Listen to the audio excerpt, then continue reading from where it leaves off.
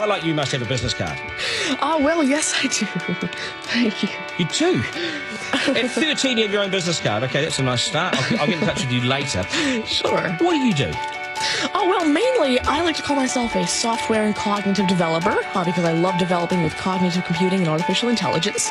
I'm an algorithmist. I love working with, designing, and implementing algorithms. I'm a keynote and TEDx speaker. I'm an author. I've written a book, and I'm working on another one about IBM Watson. And, of course, I'm also an IBM champion for cloud and honorary IBM cloud advisor. Where did Hang I on go a second. wrong? Someone just get me random card down. Do you go to school?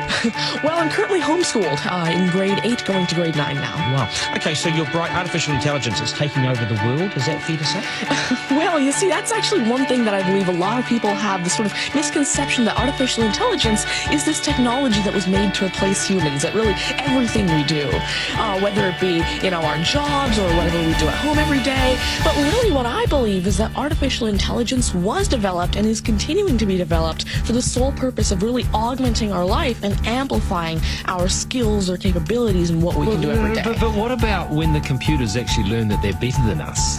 Well, you see, that's sort of called the singularity of artificial intelligence, at which point artificial intelligence has surpassed human intelligence to the point that we cannot control it.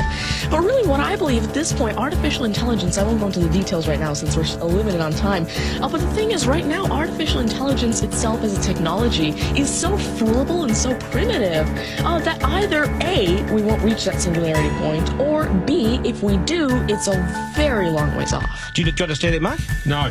I couldn't. I wanted to take notes for the exam at the end of it. You lost them in the first sentence. Could I perhaps offer you a golf ball?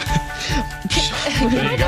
Very much. You do this YouTube channel, which you teach people. What is that all about, and who's your target audience? Yeah, sure. Now, I actually have a YouTube channel called Tanmay Teaches that I've been running for around 6 years now, and it has over 144 videos and now 22,000 subscribers. And so on it, I love to teach about computing, really programming, these algorithms that I developed, machine learning especially, math, science, and especially technologies like IBM Watson.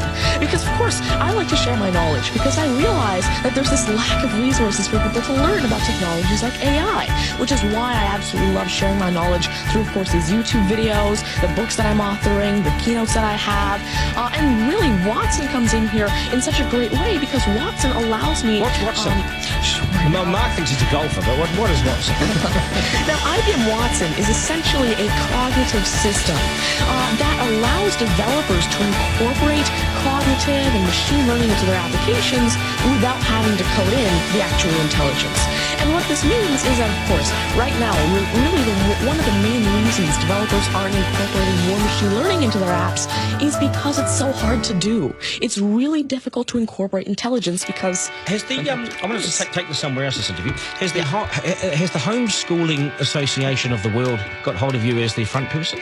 Oh, well, there is actually a Homeschooling Legal Defense Association, I believe, HSLDA in Canada, and I actually had a keynote for them last year in Niagara Falls. You're the poster boy for homeschooling, aren't you?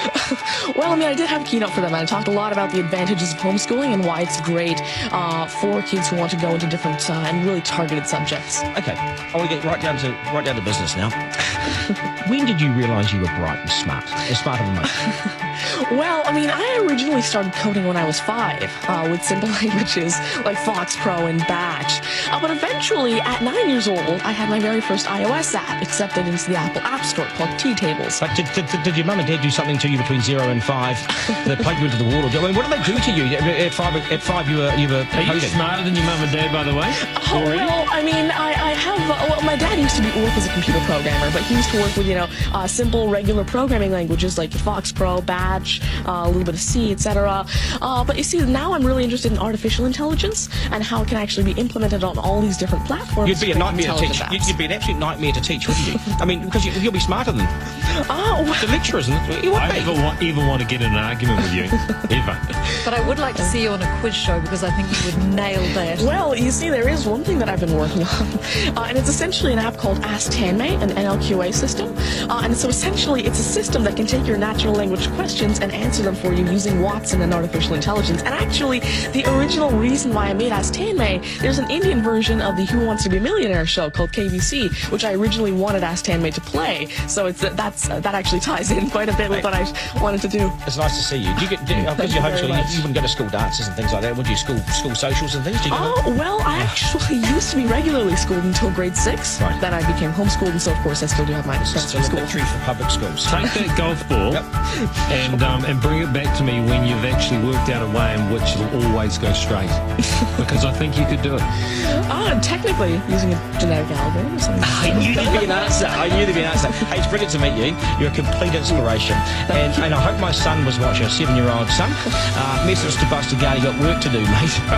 Do your homework and we got to sharpen things up. Nice to see you. Thank you very much. You're the very best. Thank You're you. amazing. Thank You're amazing. Okay, news is next, and then we are joined by today's panel, which won't be as smart as this guy, but they'll still be good, and we will head back to some of the beach as well for a game of 9 and 10. So much pressure now on the contestant of 9 and 10 just to rip through and get it right. It's coming up after 8.